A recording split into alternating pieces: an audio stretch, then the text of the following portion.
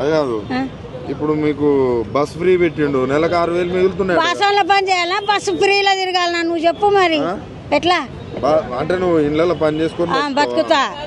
సెల్లార్లో ఉంటాం సార్, ఇగో చూపిస్తా, కింద ఉంటావు. సరే ఇప్పుడు మరి నెలకు 6,000 మిగులుతానే కదా బస్సులలో తిరిగితే? 6,000 ఎందుకు మిగులుతాయి సార్? 1,100 పెడితే నెలంతా తిరుగుతాం మేము బస్సులో ఫ్రీగా. మరి 6,000 ఏడుకెళ్ళి బస్ పాస్కి 6,000 ఉందా? 1,100 ఉంది. మెట్రో పాస్ అయితే 6,000 తోటి ఇందిరా మిల్లు కట్టుకోపోయినా ఇందిరా మిల్లు ఇస్తలేరా? అగో ఇగో ఉందిగా 25 ఏళ్ళ, ఎవడు ఇస్తలేడు. ఆ శ్రీనివాస్ సార్ ఉన్నాడు కదా, తలకొండ శ్రీనివాస్ సారు, ఆయన ఎన్ని బెడ్రూమ్లు ఇచ్చిండు? 1000 బెడ్రూమ్లు ఇచ్చిండు. 10 సార్లు పోయిన ఆయన కాడికి. నేను 10 సార్లు పోతే మేమేం చేయాలి పో అని పేపర్లు పడేసిండు సార్. ఇయ్యలే. ఇగో డబుల్ బెడ్రూమ్. ఎవరు లేరు సార్. ఉట్టోళ్ళు ఆఫీసర్లు ఉన్నారు, వాళ్ళు పేపర్లు తీసుకోలేగో ఇచ్చేసిరు. అసెంబ్లీకి పోయినట్టున్నారు. ఏడికన్నా పోయి సార్, వీళ్ళు తీసుకోవాలి కదా, తీసుకోవాలి సార్కి ఇయ్యాలి. ఇగో ఇస్తలే. ఎందుకు ఇస్తలేరట? ఆయన చేస్తే కదా పనులు. ఇగో రిటర్న్ ఇచ్చిండు ఆయన, లెటర్ కూడా ఉంది నా దగ్గర.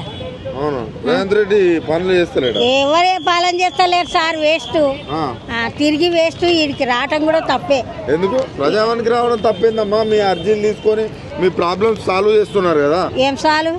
బస్ ఫ్రీయా? గదొకటే కదా ఆయన చేసింది. చెప్పు. 2 నెలల నుంచి పింఛన్ ఇయ్యలే. మరి ఏం గట్టి దీని బతుకుతారా ముసలోళ్ళు?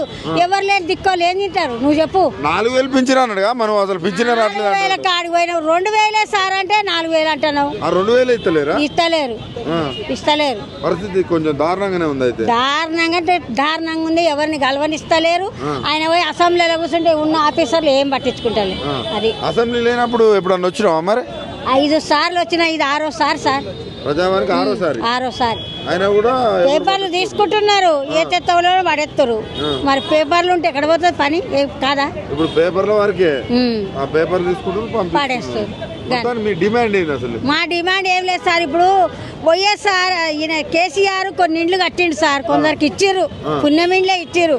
ఈ పాపం చేసిన వాళ్ళకు, లేని వాళ్ళకు ఉన్న ఇండ్లు, పాత పట్టలు ఉన్న వాళ్ళకి చూసి ఇవ్వాలి సార్.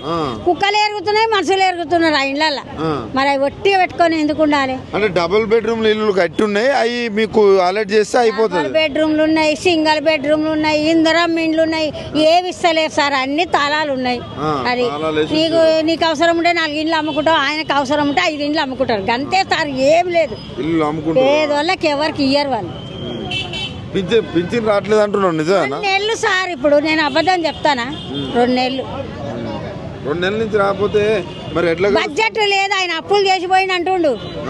ఆయన అప్పులు చేసిపోయిండు. నేను అప్పులు రుద్దుకునే వరకే సరిపోతుంది, లేవు ఇప్పుడు వేస్తా నిదానంగా అంటుండు. ఆయన ఎప్పుడో వేస్తాడు. మరి ఎలక్షన్లో అప్పుడు తెలియదా అప్పులు ఉన్నాయి అంత ఇస్తామో ఏమో అని? నేను చూసుకోలేదు అంటలేడు ఇప్పుడు ఆయన. నేను చూసుకోలేదని ఈత చెట్ల పడతా, తాడి చెట్ల పడతా తిరుగుతున్నాడు సాడు.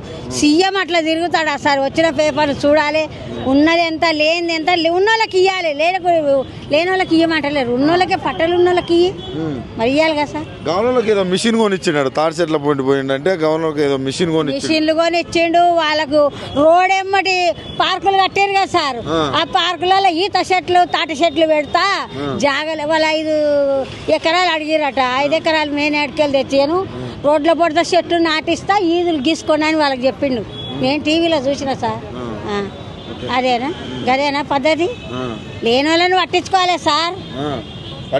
పట్టించుకుంటలేడు. ఏం సీఎం అయ్యా, పోయ్యా సీఎం భలే చెప్పినావు.